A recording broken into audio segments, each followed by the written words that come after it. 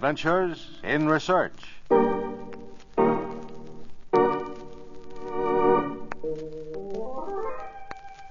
Several hundred years ago, Shakespeare wrote, "Some men are born great, some achieve greatness, and some have greatness thrust upon them." The principal character of today's story, Nicholas LeBlanc, belongs in the third category. He had greatness thrust upon him, and all because of a cook who supplied the missing ingredient.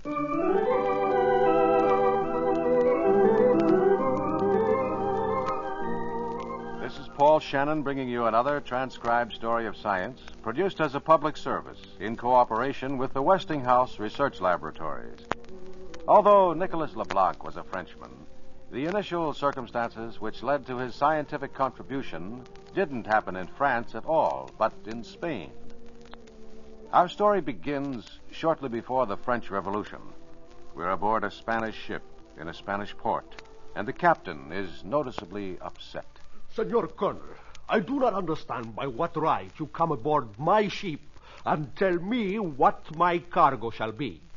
After all, you are an officer of a foreign power. I am sorry, Captain, but those are my orders. Furthermore, I do not tell you what your cargo shall be. I merely tell you what it shall not be. If our two countries were still at war, I could comprehend. But we Spaniards are now at peace with you. Captain, believe me, this is none of my doing. Oh, I suppose not. But why are you here? Why, pray tell me, are British troops still in Spain? That, Captain, is a political question which I am not qualified to answer. Well, perhaps you can tell me why, in my own country, aboard my own ship, I am treated as a prisoner of war. A prisoner of war, Captain? Hardly. And what do you call boarding my ship and telling me what my cargo will be? There is a reason, a very good reason. You are carrying soda ash to France. True, but by what right do you presume... By command of His Britannic Majesty. Believe me, Captain, I have enough men to seize this entire port if necessary. I ask you to allow me to do my duty without bloodshed. And what am I to do with my cargo? Throw it into the sea? Put it aboard a ship bound for England. You will get a good price, I warrant you. But I have already made an agreement with the French. His Majesty's government does not recognize agreements with the French. So, in the meantime, I must unload my entire ship, remove the soda ash, and then reload it on a ship bound for England, correct? I am afraid that it is. My men will complain. They will complain louder if I force them at gunpoint. ¿Qué puedo hacer? You win, Senor Colonel. But only because I am unarmed. If I had even one cannon... You would do what I should do in your place. You would fight. Si, senor. I respect your bravery and your good judgment. Now let us have that soda ash unloaded, and quickly. When news of the British action reached France, it produced an immediate and violent reaction in commercial circles. Soda ash was a vital ingredient in the manufacture of soap, paper, glass, textiles, and other chemicals. The French government was forced to act. Action took the form of a cash prize for making soda ash artificially, a prize which sent many French scientists scurrying to their laboratories, all of which didn't in the least concern Nicholas LeBlanc, personal physician to the Duke of Orleans. We meet him first in the Duke's bedchamber, where he's concentrating on the difficult job of taking the Duke's pulse. Somewhat fast, Your Grace, but I am confident that with simple diet and sufficient sleep... Really, LeBlanc, as my personal physician, you should know me better. A simple diet and sufficient sleep indeed. Not for Philip, Duke of Orleans. But, Your Grace, I was merely suggesting... I know. And I suppose it is not your fault. You are a scientist. Well, what next? I should like very much to listen to Your Grace's chest. Is that all? Go ahead. I thank Your Grace. If you will hold still, please. There. Is it satisfactory? I must have quiet, Your Grace. Oh, excuse me. A pinch of snuff, LeBlanc. Your Grace, I beseech you... Quiet. Very well, then I will. Hey, Well, indeed, Your Grace, I cannot... Come, Leblanc. Forget your bedside mannerisms. I am not one of your village patients. I may someday be King of France. King of France? And why not? There is talk of revolution. Revolution against Louis. Yes, but, Your Grace, Leblanc, have you not noticed how the rabble cheer my coach in the streets? I have. I tell you, they love me. They think I am one of them. Now, what more natural chain of events? They depose Louis, they enthrone me. It is almost too much to comprehend. Only for a man with a small mind. As for me, I can see it as clearly as I see the morning sun. Philip, King of France. And you, Leblanc, will be my royal physician. Oh, Your Grace. How would you like that, eh? Much more money, Leblanc. Much more than I give you now. Which means you must increase your reputation as a scientist. You must begin now. But, Your Grace, The Academy of Science is offering a prize of 100,000 francs for the discovery of a process for making soda ash artificially. If you should win, Leblanc, your name would be made. But, Your Grace, I am no chemist. Right now, you are both a mediocre physician and a mediocre chemist. Remember, Leblanc, if you follow me, you abandon mediocrity. I despise it wherever I find it. I see. Well, you are interested, eh, Leblanc? Very much so, Your Grace. Very much so.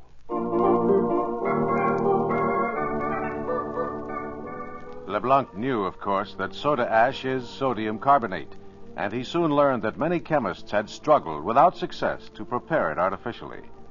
The closest approach had been made by the French chemist de la Mettrie in 1789. He had heated salt in the presence of sulfuric acid. To the resulting sodium sulfate, he added charcoal and then heated again. The end product was chiefly sodium sulfide. But no one had been able to convert the sodium sulfide to sodium carbonate. Meanwhile, events in France moved rapidly. July 14th, 1789, the fall of the Bastille. The court blames the taking of the Bastille on the Duke of Orleans. August 4th, 1789, the National Assembly adopts the Declaration of the Rights of Man. The king orders the Duke of Orleans out of the country, to England. June 20th, 1791, the royal family, attempting to escape from France, is stopped at the border and forced to return to Paris as prisoners.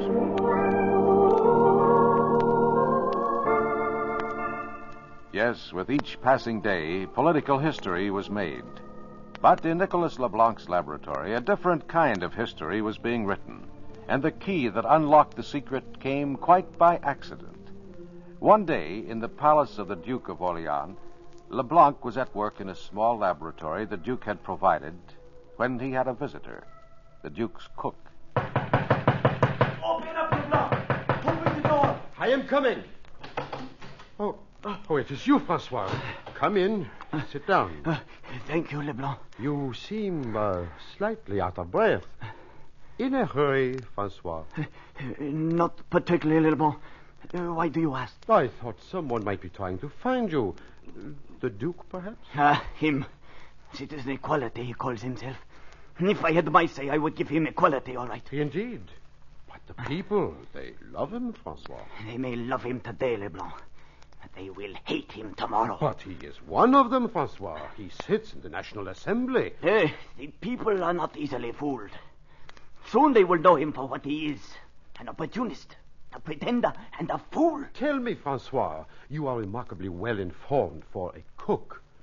Does Citizen Mirabeau come every day to your kitchen to discuss politics? Perhaps it would be better for you if you took a greater interest in politics, Leblanc. Instead of spending your time with beakers and chemicals and experiments. And for what? For what do you think, Francois? For the Duke. So he can wring the secret from you. So he can add to his own glory and the gold in his pockets. Leblanc, you are a fool. You are very free with that word, my friend. I think it is you who are the fool. Be careful what you say, Leblanc. I have connections. In the Committee for Public Safety, perhaps? You know? That you are a member? Of course I know. But you... The Duke, does he... Does he suspect? I doubt it. Sometimes I think he is almost as big a fool as you. He is an enemy of the people. He is many things, my friend. And right now, he is suspicious. Suspicious? Of what? Of strange words that keep appearing throughout the castle, on the walls, the floors, the walks outside. Messages reading, "Down with the Duke. Death to Philip equality." And all of these messages are written in chalk. Written in chalk? What did you do with it, my friend? To do with what? The chalk you had when you came in such a hurry. But I did not... Do not deny it. I may be a mediocre chemist, but even a mediocre chemist can recognize the difference between chalk dust and flour on a cook's hands. I dropped it in that flask, Leblanc. The one on the fire, there by the door. How clever of you. Someone was spying on me. I ran. I could... No, of course, but you would select that flask. Oh, from the looks of it, you have ruined my experiment. I am sorry, Leblanc. Oh, did you ruin it? This is most interesting. Leblanc, open the door! The Duke! One moment, Your Grace. Leblanc, there is more of the writing, more of it. Did you see? You, what are you doing here? Well, He is assisting me, Your Grace, in my experiments. Yes, Your Grace. Nonsense. I do not believe it. I Think what you will, Your Grace, but here at last, in this flask, is the soda ash we seek. And I might never have found it except for your cook. Wonderful. You mean he? I mean Francois supplied the missing ingredient. Calcium carbonate.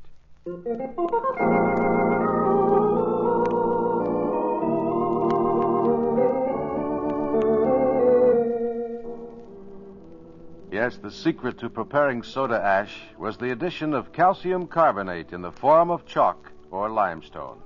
History records that Leblanc won his prize in 1791, and, financed by the Duke, he built a factory for the commercial manufacture of sodium carbonate. But in 1793, the reign of terror swept everything before it, Duke, factory, and all. Only Leblanc survived. In 1800, his factory was returned to him, but he could obtain no financial support for its operation. And so in 1806, worn out with disappointment, Nicholas Leblanc died, a suicide. And while his method for making soda ash long since has been replaced by the better, cheaper Solvay process, to Nicholas Leblanc does go credit for being the first to produce a basic chemical on a large scale from cheap raw materials, and by so doing, to speed the day of the modern chemical industry with his ill-fated adventure in research.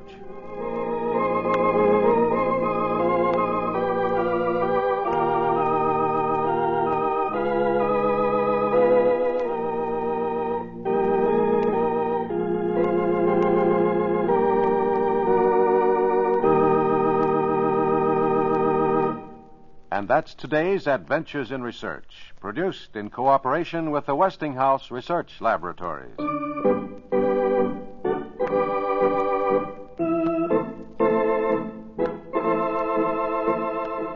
These programs are broadcast to Armed Forces personnel overseas through the facilities of the Armed Forces Radio Service. Join us again next week for another transcribed story of science on Adventures in Research.